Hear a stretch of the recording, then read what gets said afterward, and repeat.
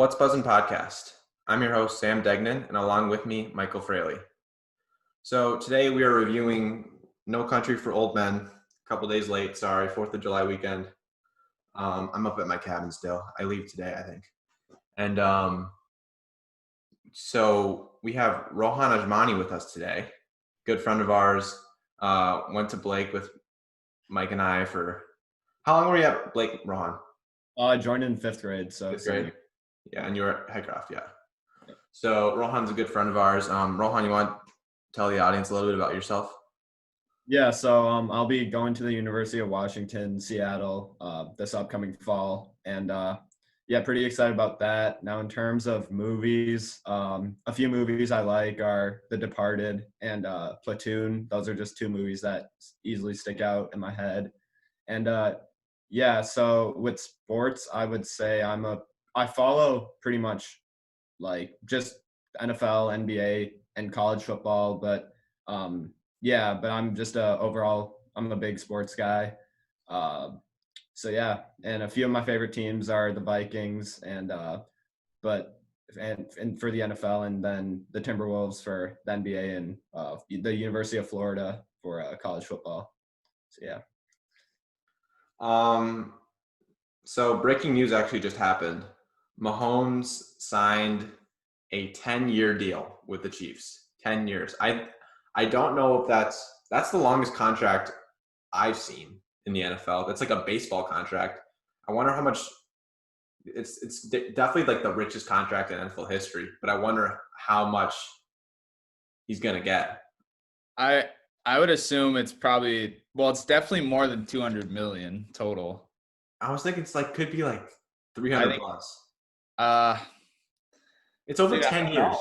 I don't know. 10 years. It's going to be 12 years total, right? And, Rodgers is getting like 35 per year or like 33. It probably is more than 300, honestly. It's just crazy to think about like a $300 million contract.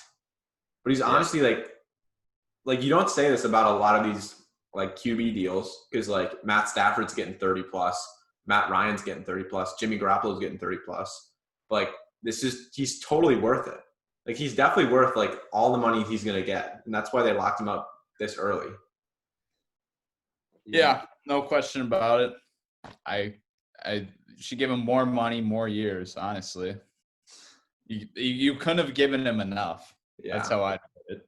It's also like kind of rare to see like, I don't know, a guy like sign this long of a contract this early in his career in the NFL. He's the best player. He's the best player. He's on his way to being the GOAT. Last year, he's gonna be the greatest quarterback of all time. Yeah. Yeah, all the talent's there, and he's in a good system with Andy Reid is like an incredible coach. So and Eric Bieniemy, yeah. Yeah. So No Country for Old Men.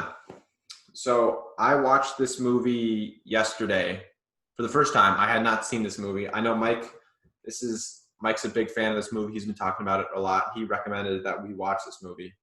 And I know we brought Rohan on because he's also a big fan of this movie as well. I'll get this out of the way. I did not love this movie. I didn't really see a bunch of problems with it because it's not like a problem-filled movie. That's not why I didn't love it. It's just like the message didn't really resonate with me. But I'm still like open to like, it's not like I'm like closed-minded on this movie. Like this movie could definitely like move up and down my rankings, if you know what I mean, with like a little bit of persuasion. So that's why we brought Rohan on, because he knows what he loves this movie. And I don't know, I was not a huge fan of this movie, but Mike, tell me what you thought about it. Well, kind of like you said, I think this is probably in my top 5 for my favorite movies. I think I watched this movie. I watched it for the first time like 2 months ago, and then I wanted to watch it again. And so I did it. I watched it again like a week later because I was kind of confused by it in a way. I was like, I don't know. I didn't understand it. I still don't understand it, honestly. And that's why I think it's so good, because I've probably watched like 6 or 7 YouTube videos about this, about what it means. And I still can't figure it out. But I think what it does the best is that I love how it respects the audience. It respects me when I watch this movie. It's a very smart movie, very creative. There's a bunch of scenes filled with insane tension that I think are some of the best I've ever seen. The coin toss scene, that was honestly the best scene in the movie, in my opinion. Like when he's in that. I disagree slightly, but we'll get to that. But yeah, the script is perfect. All the characters are perfect. They have the right amount of depth and everything. So yeah. Rohan, how do you feel about this movie? Yeah, so for me, this was my second time I've watched it. First time maybe being 3-4 years ago. But personally, I don't think the movie is, if you just look at it like bare bones, the plot about the whole drug deal gone wrong. There are definitely then better movies out there if like for me, if viewers judge the movie just based off like a drug deal going bad. There are a lot more action filled movies out there, but I think the underlying message, which we will get into later, about the randomness of life, or how for example the sugar or whatever, I kind of forgot how to pronounce his name, how he like deals with in fate, and how pretty much the sheriff Ed, how he kind of is dealing, like how he views himself in a world where violence is getting worse and worse. I think it's pretty much all about how people just deal, how people live in a world, like a chaotic world, pretty much. Yeah, I'm excited to get into this. Mike, you want to start with our plot review real quick? Yeah, so basically the opening scene, the long narration from Sheriff Bell, which I don't know, for me, what's important about this is it's not as much what he says, but I didn't come up with this myself. I didn't figure this out myself. But if you look during that scene, during his narration, there's 3 different windmills that are showing. And I think they're supposed to represent the 3 different characters, Belle, Moss, and Anton. I forget it exactly, but like one of them's going backwards, one of them isn't moving, and one of them is moving forward. And I think to me, I saw that that's kind of supposed to represent all the characters and how they fit and like the direction that their life is going in. Yeah. Which we can get into a bit later. But, I forget which is which, but I think there's so many little things like that in this movie that make it great. I'm just thinking about like the windmills, because I vaguely remember that. Wouldn't Belle be the one in the middle, or like not moving at all? Don't you think? Because he's a guy who feels overwhelmed, and as he says in the movie, and I know he feels like out of place, I guess, like with his current, mindset. So I guess he could be going backwards. I don't know. Let's get into that later. You're right, Mike. A bit at the end. There's a lot of things we can debate at the end. Yeah. But and so basically the first scene is Anton strangling the cop from behind, which I think is, if you just look at that goddamn face he has when he's laying on the ground with his eyes. Yeah. It's the perfect way to set up a terrifying villain. Yeah. Another thing too that I love about this movie, there's no music. Yeah. And music done right is great, but like overly used music or bad music that just ruins scenes. I hate. That's like one of my pet peeves with Really? Music. Oh yeah, when there's just music blaring in like a tense scene. Yeah. Like, no, I don't want that. I just give me the sound design, which is also great. The sound design is amazing. Yeah. Can I touch on that a little bit? Yeah. Yeah, that I also noticed that, during my second time I watched, that there was no music. And, that I think that's why it pretty much the sound design, as you mentioned, is incredible. It's like every single footstep is so you can just hear the crunch of the gravel underneath the boot. And it just makes everything so much more visceral. Mm-hmm.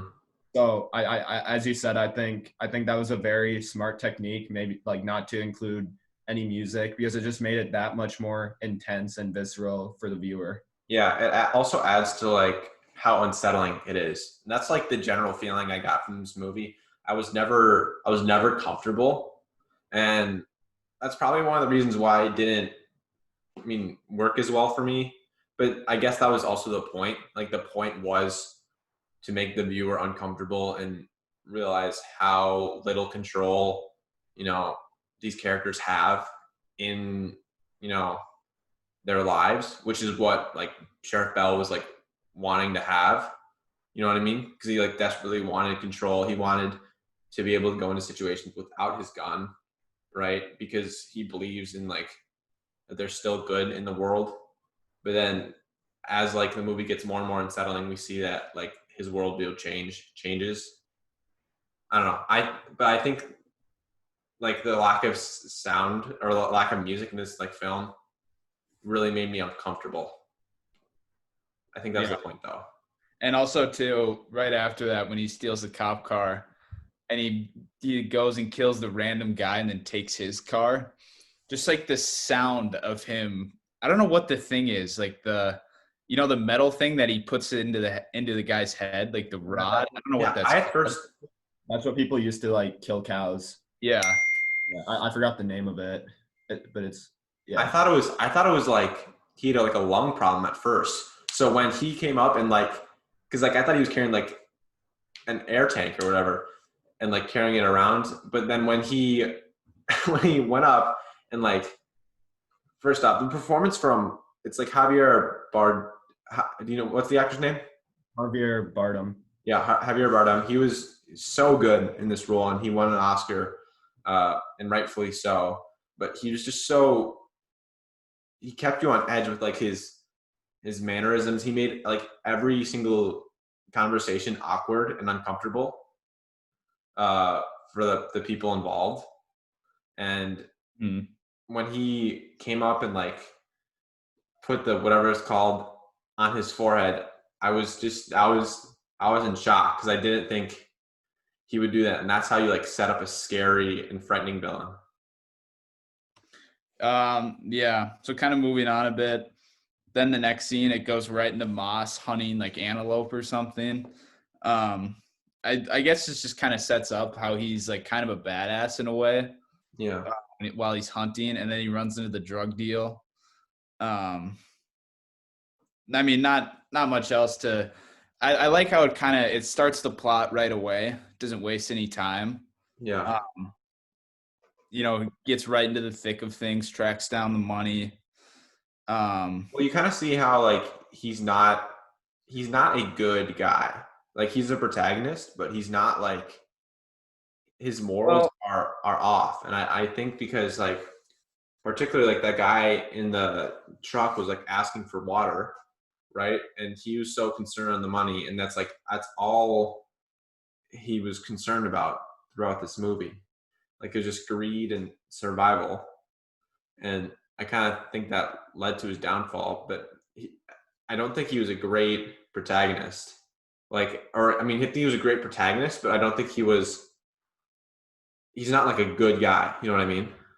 Uh, I think the Coen brothers didn't make Llewellyn out to be some sort of hero, like hero. Yeah. Um, and I think that was their intent, to just show that, uh, everyone's flawed.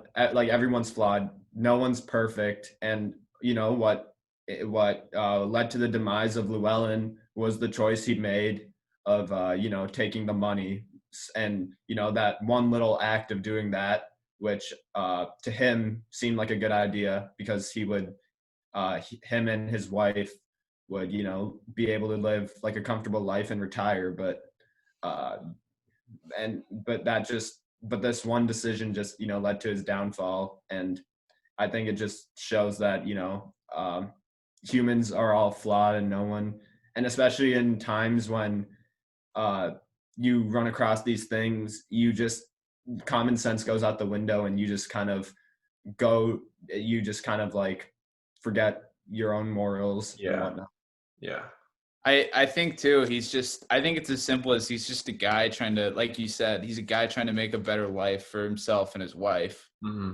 I don't think he's necessarily doing anything wrong, honestly, because, if you run into, like, he couldn't have predicted that some freaking Mexican hitman was going to come after him, that some guy like Anton was going to come after him, and that the Mexican cartel would be after him at the same time too. Yeah. Like, he was just, he was trying to do something to make his life better, and he took a risk. I don't think he's a bad guy. No, I don't think he's a bad guy either, but he's not some saint, and he's not some like hero as a protagonist. And I don't know if that differs from Westerns, like the typical Westerns of the time. Rohan could probably speak more on this, but like, he wasn't a great guy. And it's mostly because of that one scene where he like leaves this guy to die. Like, he needs water, and he's so concerned about money and greed that, like I said earlier, like, he loses all his morals. Like, I get what he's doing. Like, he's trying to do the right thing for himself, but it's still a selfish act, and it shows that, like, he's not like some hero protagonist. Just to push back on that, he did tell the guy he had no water with him. Yeah. Then he did go back home, and when he went back to the site of the scene, he filled up that humongous tank. Oh yeah, well, he did do that later. Yeah. Well, I mean, that's like the scene. So that scene happens like 5 minutes later. So we can just go right into that, because I love this scene. So when he comes back with the water to try and find the guy, and I love the way this is shot too, because so he parks his pickup, walks down the crime scene. He looks back, and you see like the truck like over the ridge with like a little bit of glare from the sun still. You can barely see it. So he looks back, no one else is there. He looks back again, no one else is there. And then the third time he looks back, you see like the Mexican car is pulled up. Yeah. And I thought that was just such like, not that it's like scary, that reveal for when they've showed up, but I don't know. I like that cinematography there. It puts you in his head.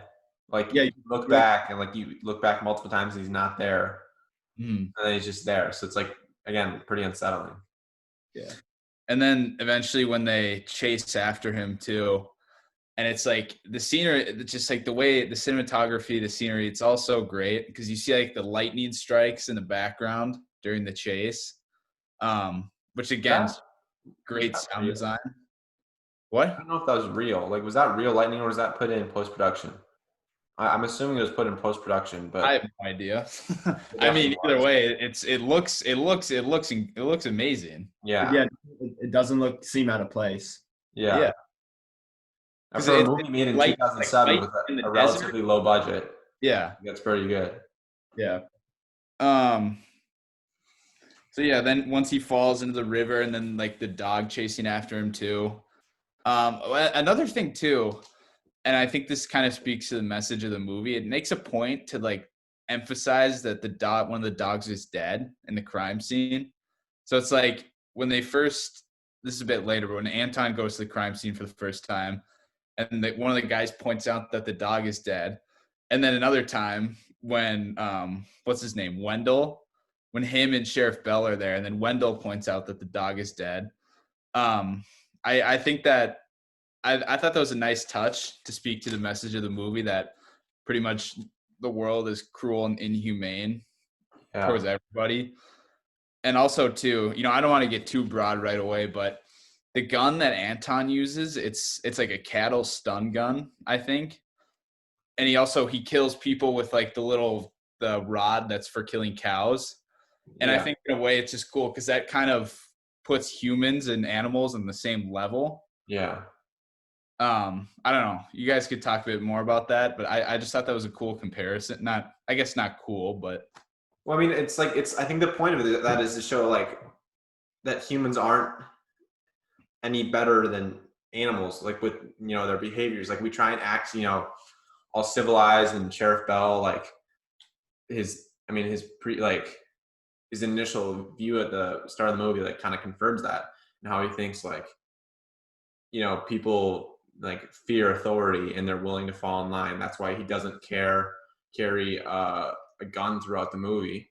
Like he still wants to like believe that humans can be held in check, but as he sees like this animalistic violence, I guess, throughout the rest of the movie, his viewpoint changes. And I guess that like the dog is like, or like dogs and animals like are kind of like a motif for that. Mm-hmm. Yeah. So then after that, then we get the gas station scene with Anton. Now, this is what I think. I know you, Sam. I know you said this is your favorite scene in the movie. Yeah. This scene is. I mean, this is just. It's amazing. It was just I was so nervous throughout, like that. I was so on edge because like a lot of this requires like the scene isn't what it is if there isn't setup. And what I mean by setup, like, is the context beforehand, because we see Anton brutally kill 2 other innocent people beforehand. Like, even that guy who was just like in that car, he was more innocent than the cop. But yeah, he didn't do anything. He didn't even do anything. And so when the proprietor or the guy at the gas station asks him if he's from Dallas, which is like kind of a personal question, he just ticks something like in Anton's brain off. You know what I mean? And then he doesn't care about human interaction. He doesn't care about small talk or anything. He thinks it's a waste of time. Yeah. And then so he keeps pushing him and like asks him when he's gonna close. Yeah. He just decimates everything the guy says. He like, the first thing he asks me is like, "What business of yours is it where I'm from, friendo?" Yeah. Dude, his voice is so deep. That's what's crazy too. It's deep, and it's like kind of slurred. Like it's like really like, I don't know how to put it, but like each word falls on top of each other, and it makes it like really eerie and creepy. And I don't know. And then when he's like, "What time does your business close?" He's like, "I must be closing now," because like he wants him to get the hell away from him. And he's like, "Now is no time to close." And like he keeps, like you said, everything he does, he's such a quick response. Yeah. And then also too, what's interesting is, so the guy says, he asks the guy if he's lived here all his life. And the guy says that he inherited it from his wife. And by the way, when he chokes on the peanut, that's like not a part of it. He actually choked on the peanut, I think. Yeah. That guy in the gas station clerk, like, he was a really good actor. Like, they had so many good actors for just like small one-time roles. Like the dad of Sheriff Bell in the movie. Like, it's just like they have these monologues in these movies, or like in this movie, with like a bunch of small-time characters who are just given great performances and make this like world feel real. Mm-hmm. And yeah, but he's almost like disgusted by it in a way, that the guy inherited the gas station and the house.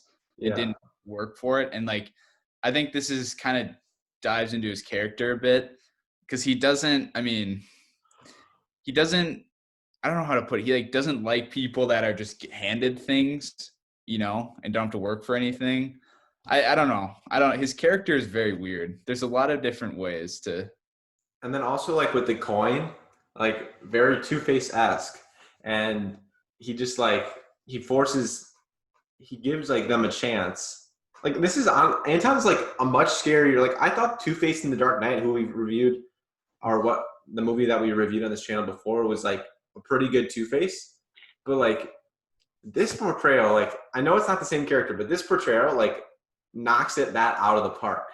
Like, so much scarier, and like still like Anton has like the center of his characters, like with the themes are like chance, fate, whatnot. And with this coin, like, he gives them a chance to get out of this situation. And like, I don't know, I was so nervous. Well, it's scary. Heads, like, and he just walks out. That was just such a great scene. Such a great scene. Like, the dialogue when he says like this coin's been, oh, you know, this has been its path for 20 years. Yeah. Like it's been in circulation for 20 years just to get to you. Like I don't know. I like with Anton's character, I just find it interesting how he likes to leave things up to fate to decide when a character has to die. Yeah. Like it's like he doesn't think for himself. He just which like kind of makes me feel that Anton within himself is kind of conflicted on whether to kill some people because he likes to leave things up to fate. For example, for Llewellyn's wife and then this gas station clerk. Yeah.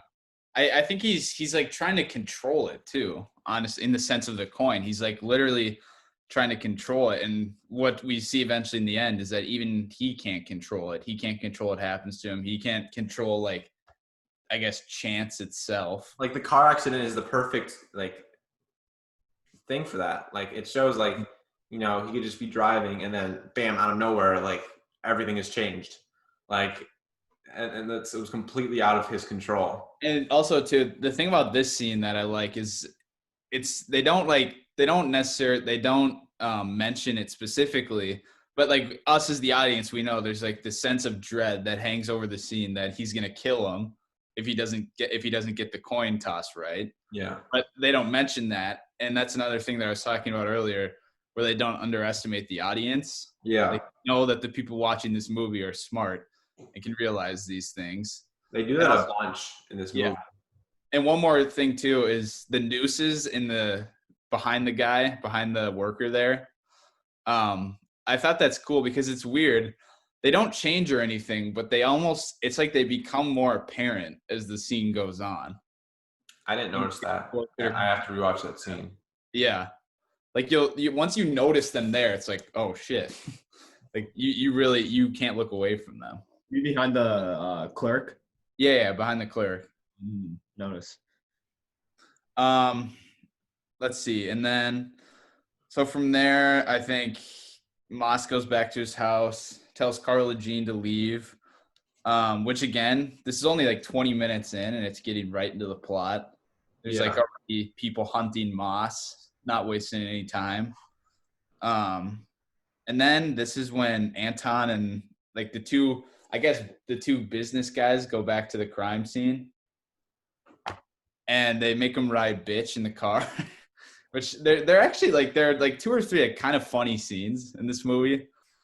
I forget what the other one. I think the other one is like when Llewellyn first comes back with the money and Carla Jean's like, "What do you have there?" And he's like, "Satchel of money," and she's like, "Oh, that'll be the day." So yeah, a couple funny parts, and then he just kills these guys. Like I don't know why. Like I didn't expect it, and I definitely should have. Like the dude killed 2 other innocent people. Like, and these guys were less innocent too. So like, why did I not expect that? He keeps you on edge because he can go from having a normal conversation, like normal for Anton, into just like being like, hold this, like gives him whatever, or like, let me see your gun, and then shoots both of them. Like he just keeps you so on edge, and I think he's one of the greatest villains I've seen on screen. Definitely. So then after that, then we get the first Sheriff Bell introduction, which comes like 30 minutes into the movie, which is kind of interesting because in the end, he kind of ends up being like, I guess I'd call him the main character by the end of the movie. But it's weird because like right from the beginning, he's already scared. He's like scared of going out there. Yeah. He's scared of facing the car fire. Well, it's because like the reason why he like survives at the end of the movie is because he's lagging behind throughout the movie. He's always like because of his late introduction. Were you, Sir Rohan? He's always Ed Bell. He's always 2 or 3 steps behind. Going on. And I mean, there can be questions to be raised whether that was on purpose on his part or if he's simply, not able to keep up. I think that can be an, interesting question. which is why he might feel overwhelmed by the end of the movie. Yeah. Mm-hmm. Yeah, he's a great character. I think some people look at him and say like, oh, he's kind of boring, but I love what they do with his character and the depth he has and how they show like a bunch of times subtly that he's just scared to go out there and face. It's also like Tommy Lee Jones is so great, and like he's one of those guys where I see a character and I just think of the actor. You know what I mean? Like I didn't even call him Sheriff Bell until like later in the movie. I was like Tommy Lee Jones. Like that's who I thought of him as, because he's such a good actor. And like Sheriff Bell, like you could just see like the conflict he had in like all of his scenes, whether or not he should, like you said, Rohan, like you said, whether or not he should keep going or hold back, or there's just so much inner conflict in every one of those scenes. It just, I don't know. I still don't get this movie. Yeah, I mean, personally, I think, Sam, I was like telling you this yesterday. I think, the main, the actual plot of the cartel and everything, or the drug deal and all that. I think one way to view the movie is that whole thing is just, a peripheral story, and really the real story and the real protagonist or character is Sheriff Ed Bell, and it's really about him and his, inner conflict about, living in a increasingly dangerous world, and how he's supposed to I mean, the movie is titled like No Country for Old Men for a reason. Yeah. And, yeah. That's why too, when you say like Moss isn't the best character, the deepest character, like that's again why I'd say like, well, that's kind of the point. Like he's not supposed to be, I guess, the most important, or not important, but the most thought out character. It's more about Sheriff Bell. But the way they set it up, like I didn't get that. I mean, they start the movie with Sheriff Bell and his monologue, which now I bet I'd like this movie more on a second rewatch because I know what happens. Because I don't know, I was expecting, because on the cover of the movie it's Anton and Llewellyn, right? Well, there's like, I mean, there's two different covers. So there's like the one where it's all three of them. I know what you're talking about, and then the one where it's like with the eyes, Anton's face, pretty much. Yeah. And then like Llewellyn below that. That's the one I saw. Like I don't know. I guess I fell for what they were trying to go for, because I thought this movie was gonna be a typical Western with, Llewellyn as like a final showdown between Llewellyn and Anton, and we're kind of given a glimpse of that in the second act, which we'll get into. But so yeah, another thing I want to touch on that kind of foreshadows that is, so when both Anton and Bell go to Moss's house, Anton first, and he sits down in front of the TV and you see the reflection. And then you see that, which another thing too I want to talk about is actually the only music in this movie is really the wind. And that's what I was trying to touch on with the windmills earlier. Because like a lot of scenes, this is something you have to notice on the second watch, but a lot of scenes with Anton, like there's like wind before he appears on screen. There's like when he's sitting on the couch, there's like wind coming in from the window behind him, which I think just kind of represents his character, that he's like kind of moving along with the changing times, which I thought was pretty cool. And then Bell comes in later and we see his reflection in the TV. So it's kind of a nice little foreshadow to both their characters and their duality. I saw that. I noticed that first viewing. I still don't understand what like the reflection of the TVs mean. Like I still don't get it. And I think that's. Dude, I don't know. I mean, shit. I don't know if I get it either. I honestly feel like this is a movie, like each time you watch, you get something new. Exactly. Yeah. I can totally see that. Quick, I'm going to halt this for a minute. So you know how we were talking about how much Mahomes' contract could be worth? Schefter just tweeted it's worth over $400 million. Holy. Jesus Christ. Now that's worthy of an interruption right there. Like over 400 million. But like, how much more? Like, what if it's like 450? Like, if it's more than 450 million? Who knows what the performance-based incentives If are? there's incentives, like if he wins multiple Super Bowls, they're gonna just give him the whole franchise. I swear to God, they'll just give him the Chiefs franchise. Like once he retires, he just becomes like a stakeholder. The majority owner. That's crazy. That's bigger. That's like Mike Trout contract. Mike Trout's like yeah, Mike Trout, yeah. The baseball contract. That's fucked. All right. Damn, that's actually so crazy, dude. Yeah, Mike, you were thinking 200 million, like Mike. Yeah. No, I realized that was wrong once I remembered it was 10 years. But so to get back in the movie, so after that scenes where they both go to his house, then we get the motel scene of him picking a motel room, hiding the money. And I think this is a testament to how genius and well thought out this movie is. So I know you were confused about this, Sam. I don't know I don't know if it was you or Locken who I was talking to. But with like the motel rooms and why he picks 2. Do you know what I'm talking about? Yeah. He picks like 138 first. And I had to think about this for a long time, and I think I understand it. So he picks 138, right, as his room. He hides the money in the vent, and I think the vent connects to the room next to that. Yeah. Or not next to it, I guess technically behind that, so room 38.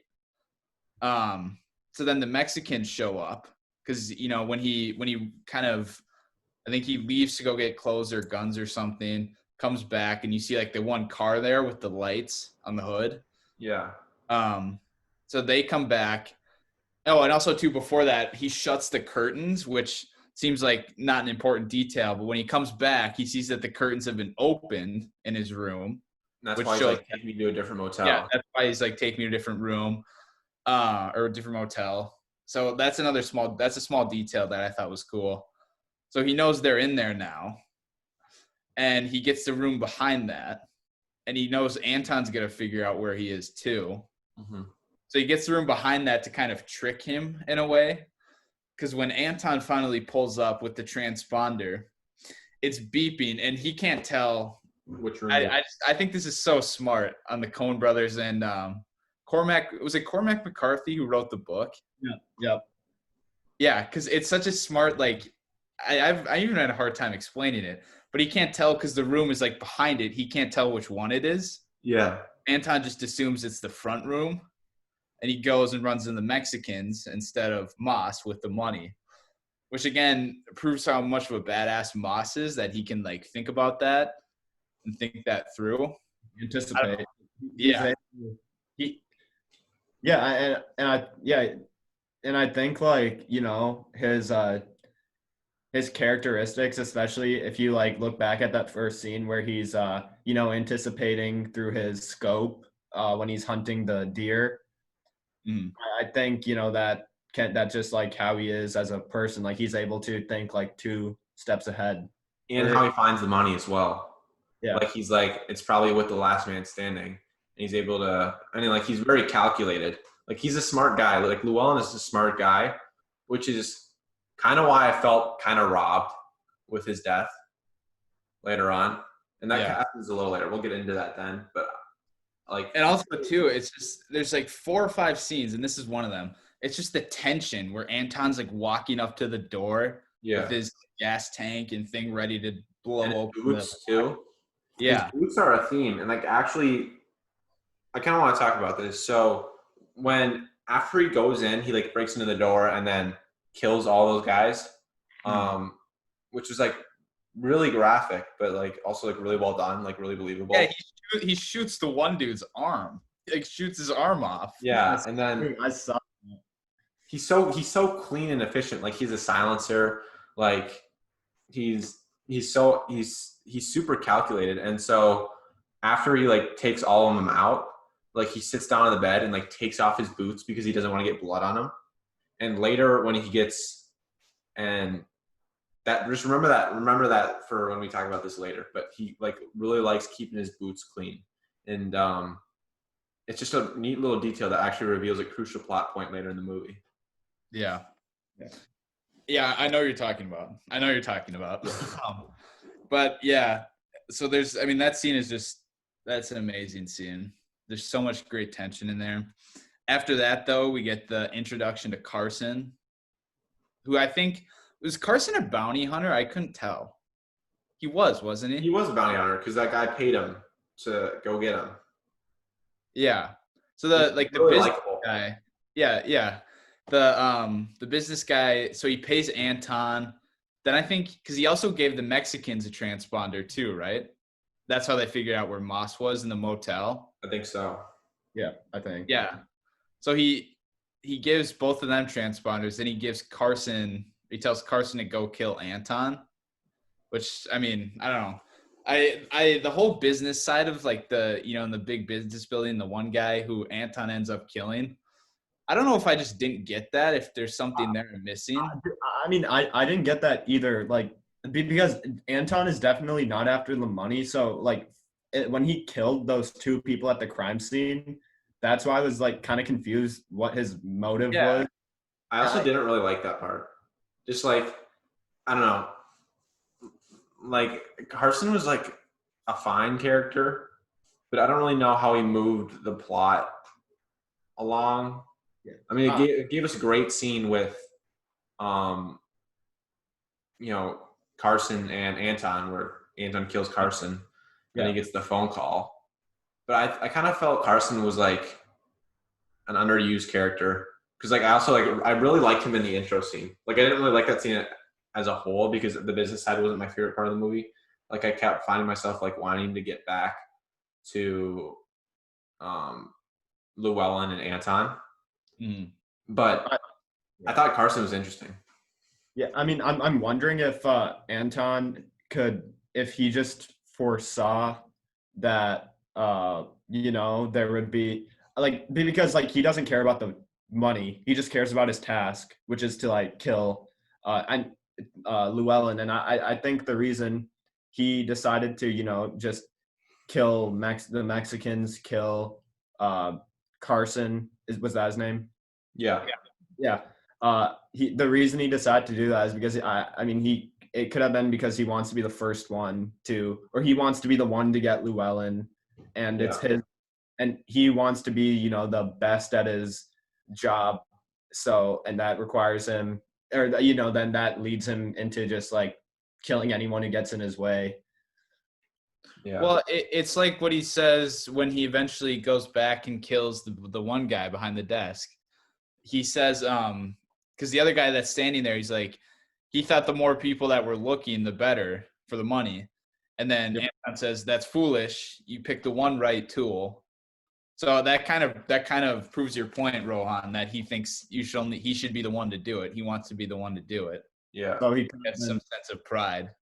And that's like one of the only times we actually see any emotion out of Anton, when he his occupation, like his reputation is takes a hit, or not takes a hit, but like he has such a good reputation for doing his job, and when people doubt his ability, that's when we see he resorts to killing, and that's how he like deals with that emotion when his like ego takes a hit.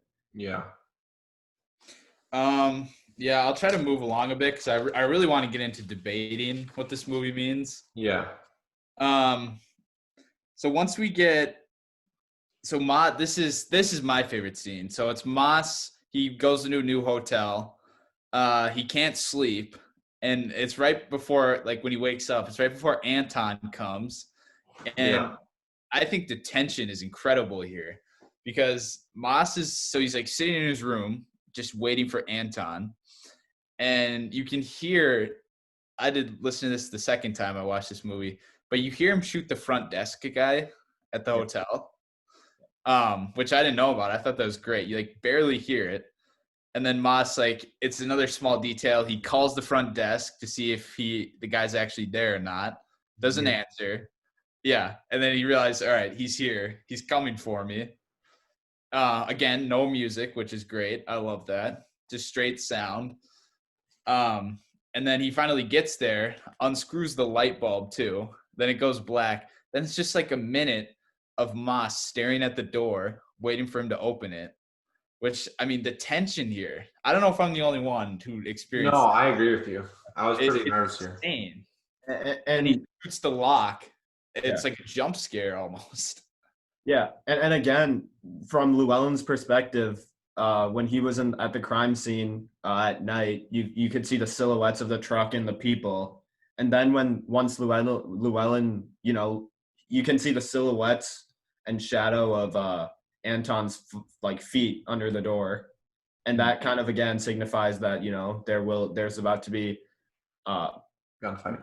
trouble. Yeah, the crazy thing about this scene, and I'll move it along, all of it's from Llewellyn's perspective. Like, we've seen, like, Anton, like, up close, but, like, Anton in the shadows was really scary because, like, the camera's, like, always on Llewellyn and, like, how he escapes. None of it's on Anton. So it's just, like, we feel the fear that Llewellyn feels at that time. And it's just, like you said, the tension is at, like, an all-time high. And it's just a really good scene. And eventually, too, when he kind of tricks Anton, like when they're in the street, he goes behind the one car and gets him just like standing there. And he like lands a shot on his leg. It's like him outsmarting a professional hitman. Yeah. Just shows how much of a badass he is. And that's why I liked Moss's character, because he's simple. He's just a genius. He can outsmart people. It's also like why I felt robbed. Yeah. He just dies off screen. Like, I get it was the point. And I gotta let's move this along so we can get into ratings and debate. But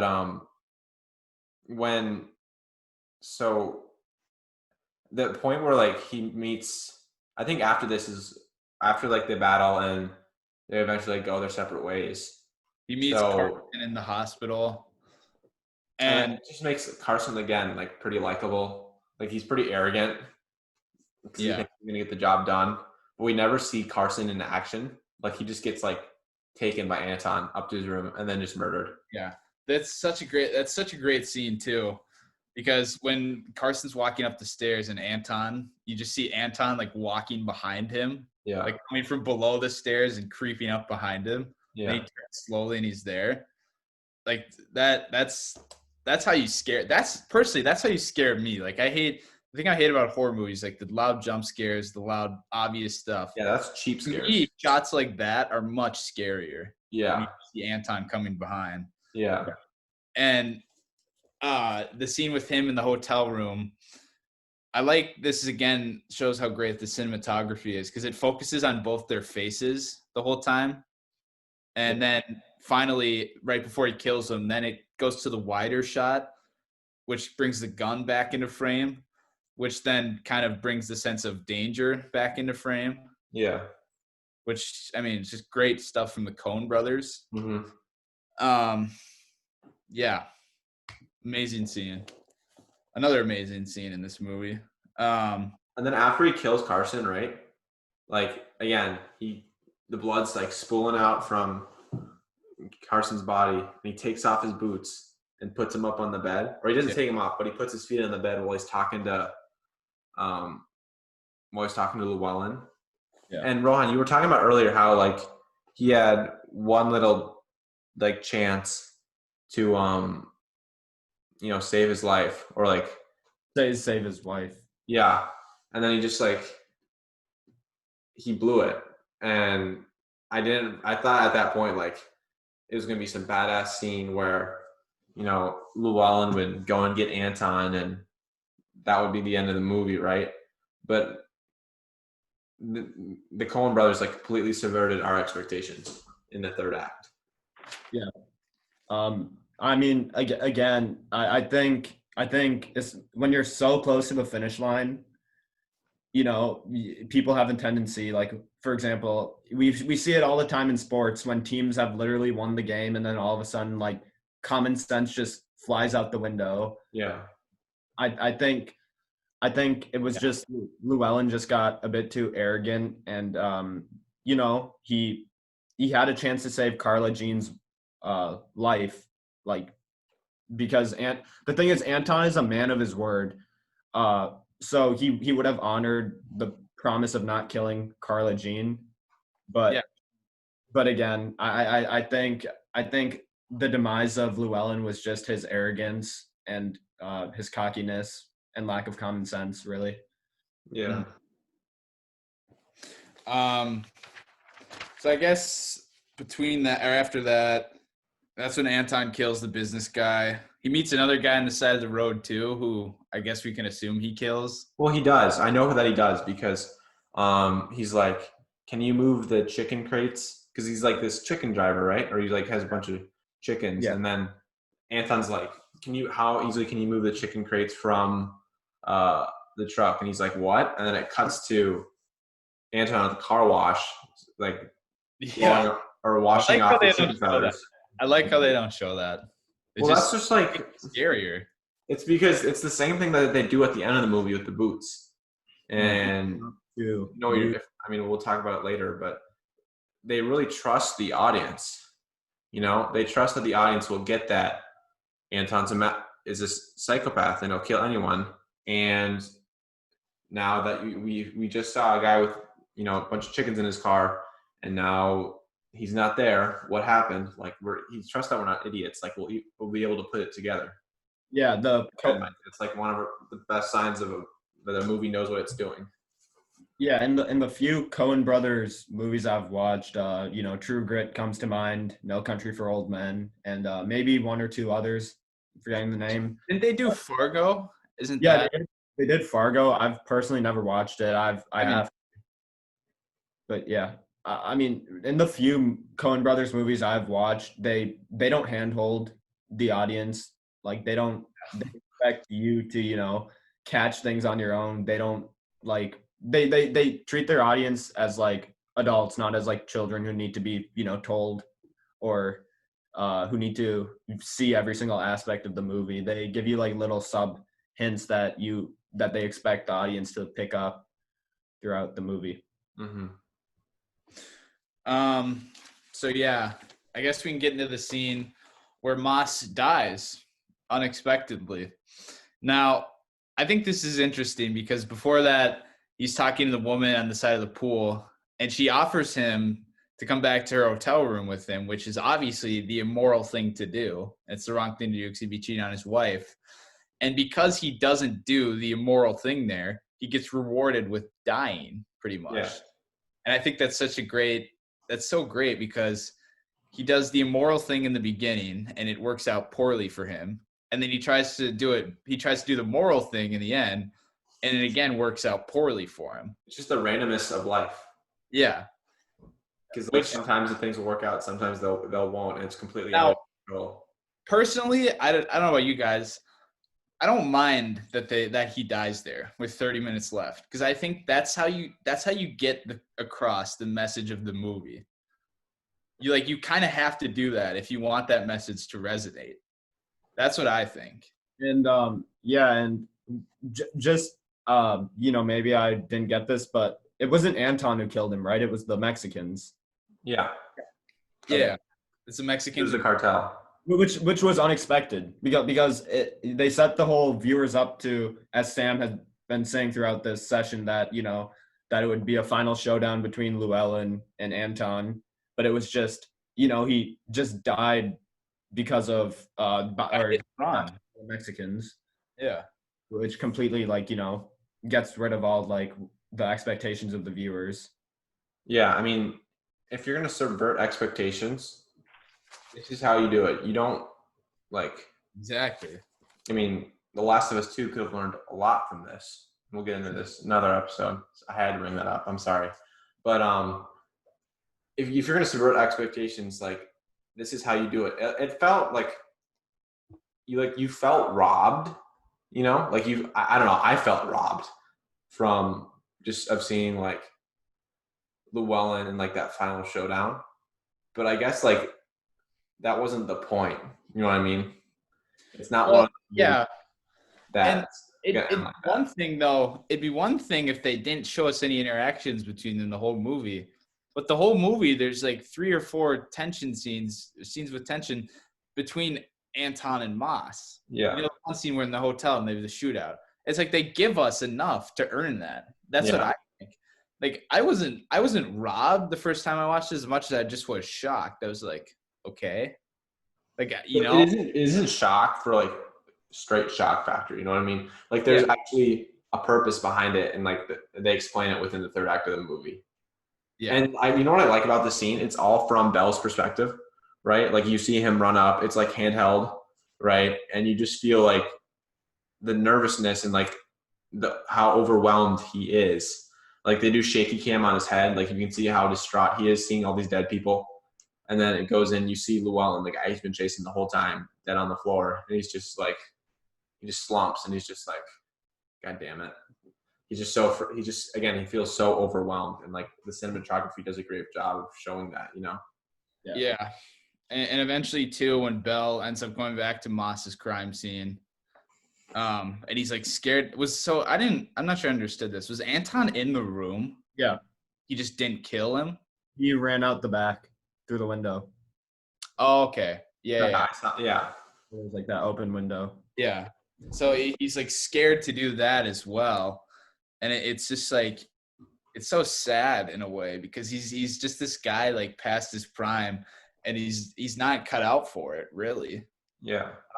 He's supposed to be the old wise guy who's the cop, like the symbol of justice and safety and security. And yet he's just scared the whole movie. Yeah. And it just went to the younger rookie who like just takes charge. So before we get to the scene between Anton and Carla Jean, when Belle goes to visit his cousin, I think this is his cousin. I don't think it's his dad. It's a family member. I don't remember. Yeah. Uncle. And he talks about how he just feels overmatched. He says one thing in particular. He says he thought God, as he got older, God would come into his life, but he didn't. Yeah. And that's just kind of the thing. It's like, it's kind of playing on the stereotype that like when you're older, you're supposed to be like tougher and wiser, and you're not supposed to be scared of these things. But yet, that doesn't happen for him. Yeah. It doesn't happen for him, even though he's pretty much towards the end of his life. I also like that the cousin's like, Thing. yeah. I like the cousin's like, this isn't new. Like this has been happening. He tells the story of, I don't remember what the story is about, but he tells a story about a family member who like dealt with like violence and, you know, animalistic acts from people like years in the past during law enforcement. Just taking new shape. Yeah, it's no different. And Belle's dad he said he was a sheriff, right? His dad and his grandfather were both sheriffs. Yeah, Belle's it's a monologue. Yeah.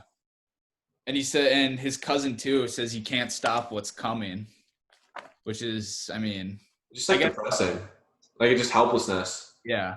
In a sense, that's kind of what Anton is. Like you can't stop Anton. He's inevitable. But yeah, then we get into the scene with Anton and Carla Jean. Now I'll just get this right out of the way.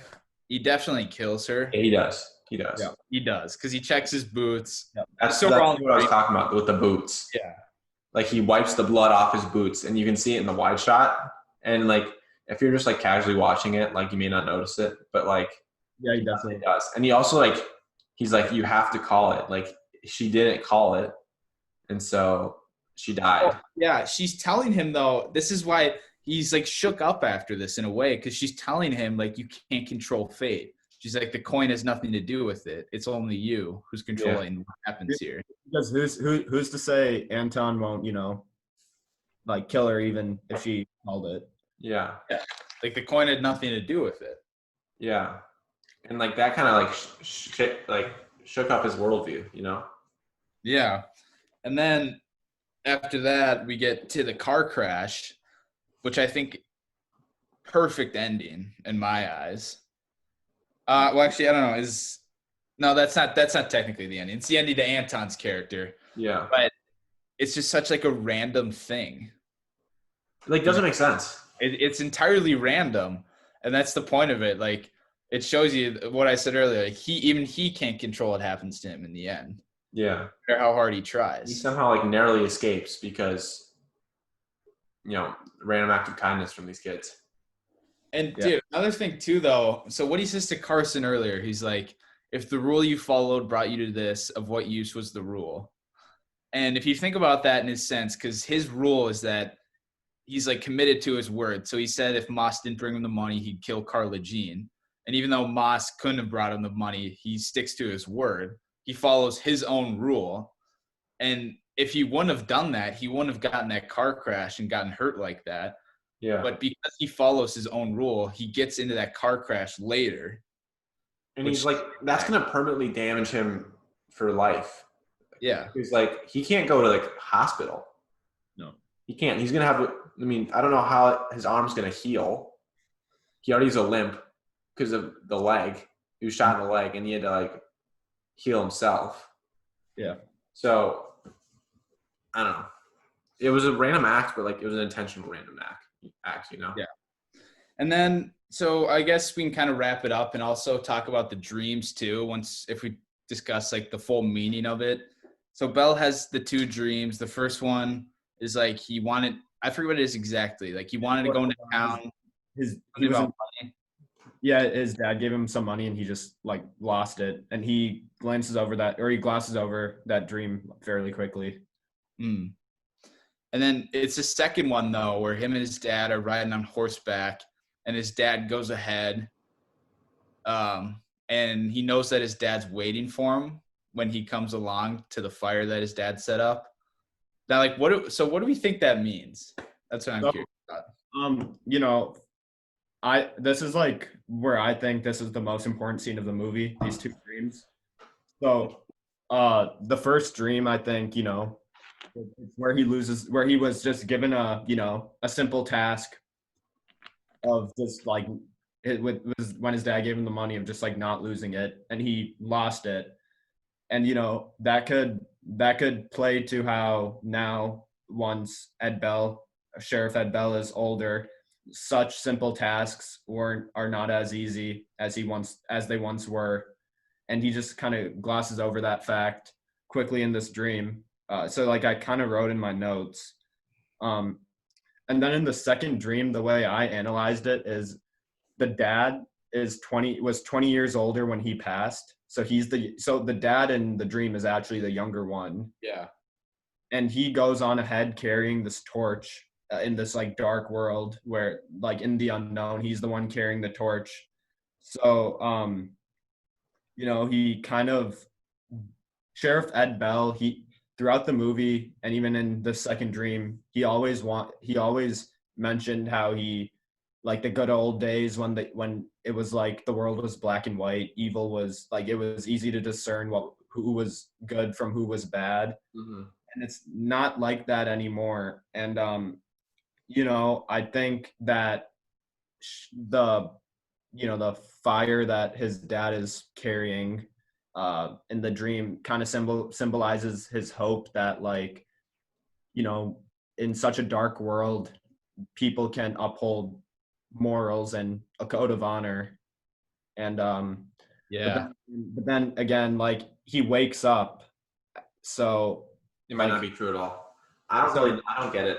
I honestly don't understand it. I personally think there are like you can analyze this second dream like 3 or 4 different ways, and you can even write like a freaking thesis paper on it, honestly. But Definitely could.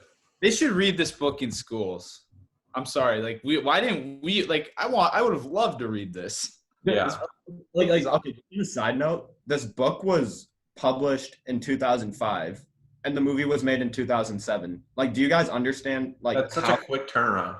Yeah, like, that's crazy. How good of a book it must have been for a studio to just pick it up like 2 years after. Yeah, probably even less because the movie was released in 2007.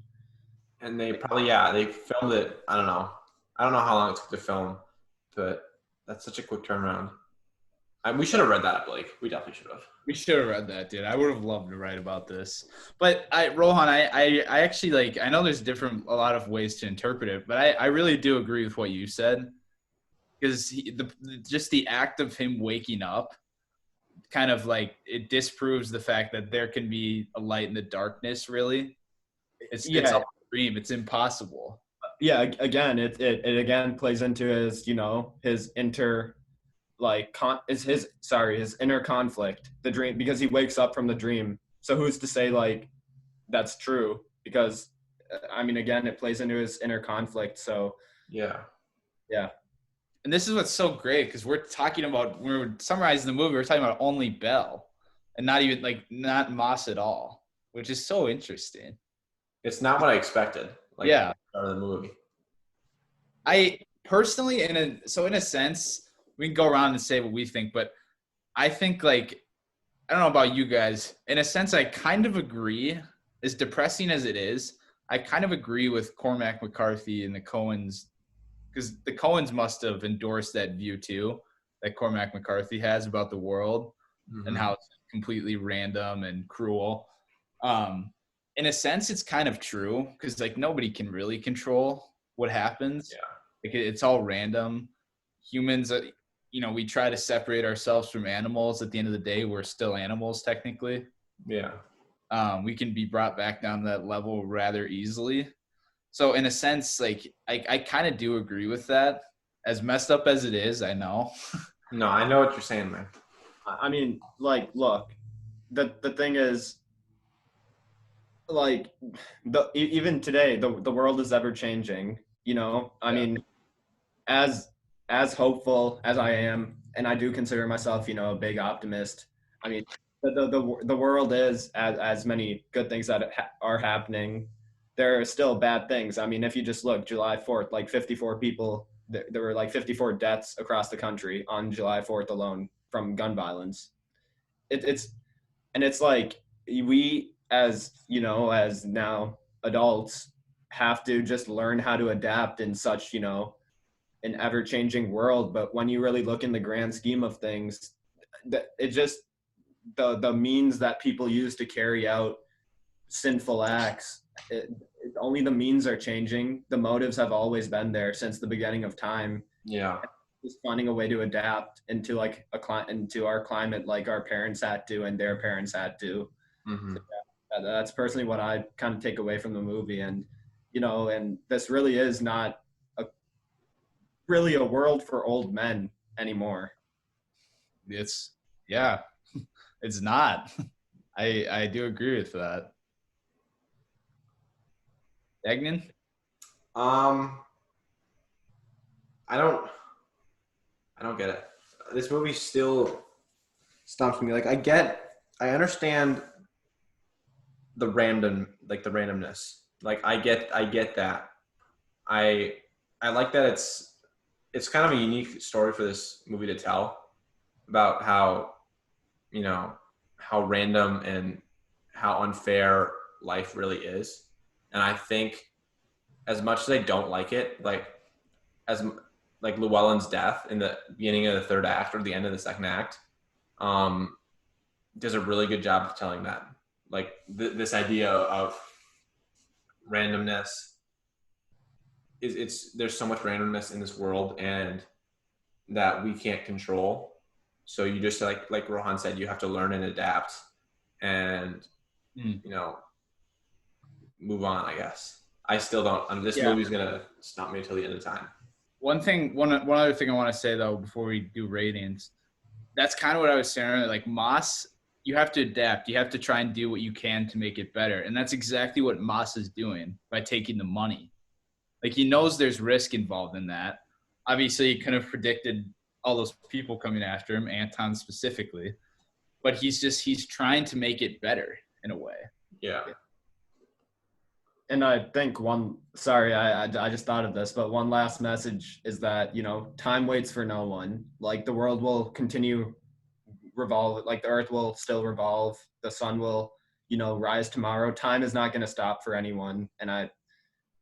And that's just kind of another, parting thought that I had just had. Mm-hmm. Yeah. Ratings. Who Mike, wants to start? Or Rohan, go ahead.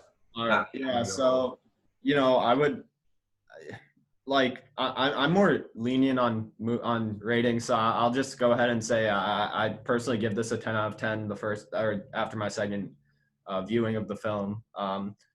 as I mentioned, I think it's just overall, it's a great movie about human nature and, our world. And I think we can attribute many aspects of the movie to our current climate.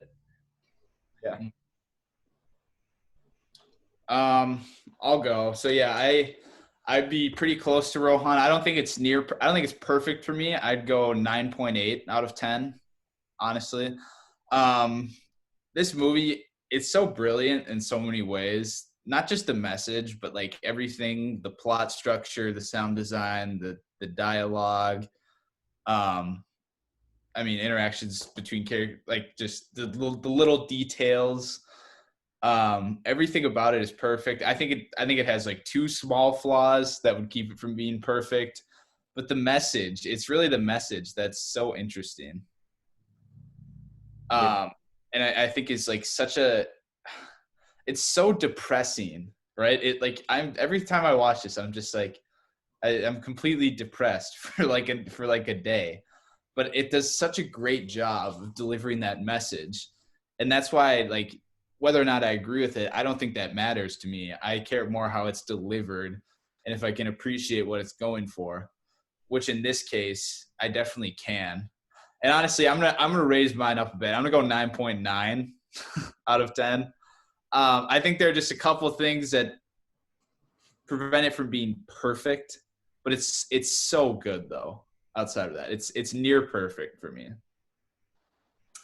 I'm gonna go much lower, mostly just because, like, I don't know. I don't want to punish the film too much for me not liking it, nor for me not getting it as much as I should.